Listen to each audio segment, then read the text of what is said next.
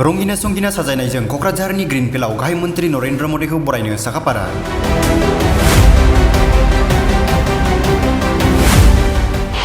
दिनै कक्राझाराव हादरनि गाहाय मन्त्री नरेन्द्र मदिया दावबायफैगोन।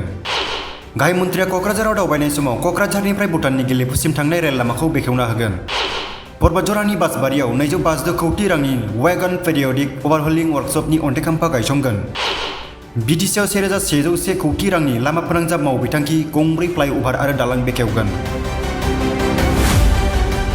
मख'नो गोनांदि बिटिसिआव लामा फोनांजाब आरो दालां बेखेवनायनि हा फुजा होनायनि गेजेराव कक्राझार जिल्लानि सिङाव थानाय गसाइगावनि डिके र'डआव 1.05 किल'मिटार फ्लाइओभार, जोहोलाव दैमालु लामा बालाजान तिनालियाव 680 मिटार फ्लाइओभार, जोहोलाव दैमालु लामा देबरगाव जंसनआव 760 मिटार फ्लाइओभार, जोहोलाव दैमालु लामा तितागुरियाव 715 मिटार फ्लाइओभार आरो दालांफोरनि गेजेराव कुसुगावनिफ्राय संकस लामा, संकस दैमा, खाग्राबारिनिफ्राय उदालगुरि चक लामा, बेखि दैमाखौ मावफुंनो थाखाय गाहाय मन्थ्रिया गासै 1100 कौटि रांनि हा फुजा होना बिथांखिखौ बेखेवगोन।